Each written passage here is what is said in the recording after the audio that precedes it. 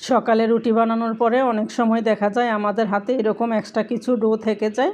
ওই ডোটা দিয়ে আপনারা চাইলে এভাবে হেলদি সুপি নুডলস তৈরি করে নিতে পারেন।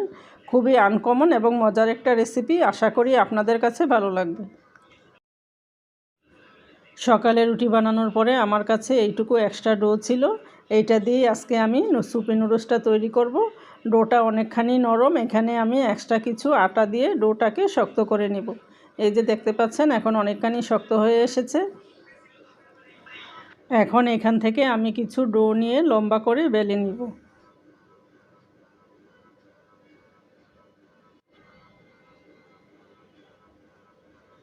লম্বা করে বেলার পর আমি মাঝখান দিয়ে কেটে এভাবে করে ছোট ছোট টুকরা করে নেব পুরোটাকে।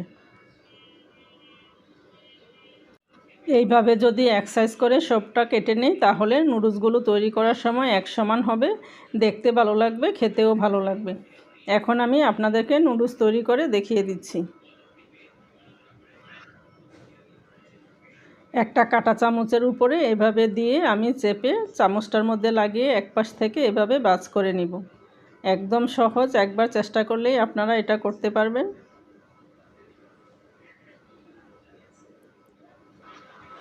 আমি এইভাবে করে নুডলসগুলো তৈরি করছি, আপনারা আপনাদের পছন্দ মতো যে কোনো শেপে তৈরি করতে পারেন।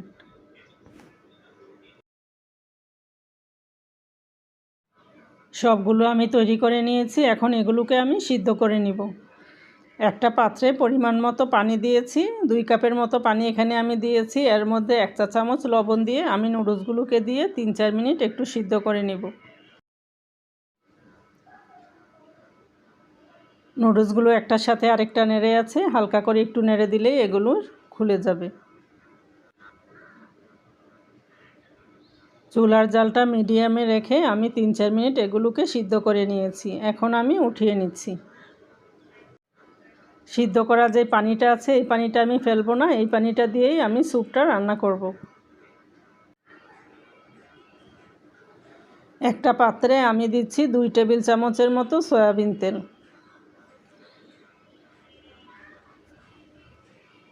তেলটা গরম হয়ে আসলে এর মধ্যে আমি দিচ্ছি 2 টেবিল চামচ রসুন কুচি আর 1 টেবিল চামচ আদা কুচি দিয়ে এগুলোকে আমি হালকা করে ভেজে নিব।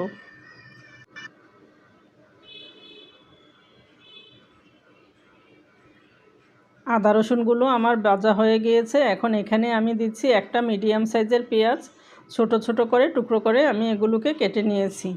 এখন এগুলোকে দিয়েও আমি একটুখানি ভেজে নিব।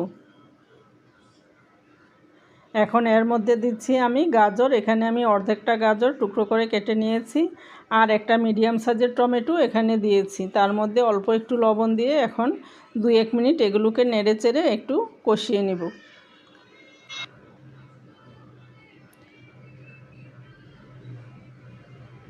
গাজর আর টমেটোগুলো কষানো হয়ে গিয়েছে। এখন এর মধ্যে যেই নুডলস সিদ্ধ করা পানি ছিল ওই পানিটা আমি দিয়ে দিয়েছি। এখানে আমি আরও 1 কাপ পানি অ্যাড করব। এখানে আমি মোট 3 কাপ পানি দিয়েছি। এখন এগুলো ফুটে উঠলে আমি এর মধ্যে সিদ্ধ করে রাখা নুডলসগুলো দিয়ে দিচ্ছি। এখন এর মধ্যে আমি দিচ্ছি 1 প্যাকেট ম্যাগি মশলা।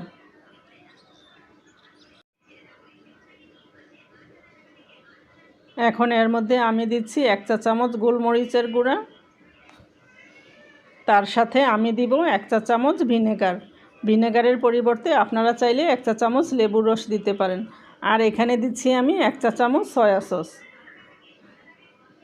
দিয়ে এখন সব কিছুকে একটু নেড়েচেড়ে ভালো করে মিশিয়ে দিচ্ছি। লবণটা এখানে কম মনে হয়েছে, আমি আরও আধা চা চামচ লবণ এখানে অ্যাড করেছি। এখানে আমি নিয়েছি 3 টেবিল চামচ কর্নফ্লাওয়ার। এখানে আমি অল্প একটু পানি দিয়ে এগুলোকে গুলে এখন নুডলসের মধ্যে দিয়ে দিব। দিয়ে সাথে সাথে নেড়ে দিতে হবে, তা না হলে দলা পাকিয়ে যাবে। অনেকখানি ঘন হয়ে এসেছে। এখন এর মধ্যে আমি দিব একটা ডিম। ডিমটাকে আমি ভালো করে ফেটিয়ে নিচ্ছি।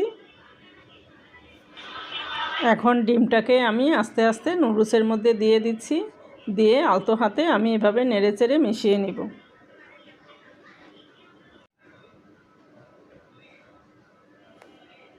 নুডলসটা আমার মোটামুটি রান্না হয়ে এসেছে। আমি এখানে আর বেশি কিছু অ্যাড করব না, আমি শুধু 2 চা চামচ চিনি অ্যাড করে এটাকে নেড়েচেড়ে নামিয়ে নিচ্ছি।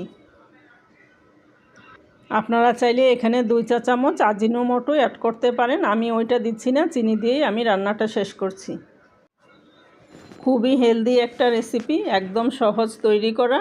হাতের কাছে যখন নাস্তা বানানোর জন্য কোনো কিছুই থাকবে না, তখন আপনারা চাইলে এভাবে স্যুপটা তৈরি করতে পারেন। দেখবেন বাসার সবাই খুবই পছন্দ করে খাবে।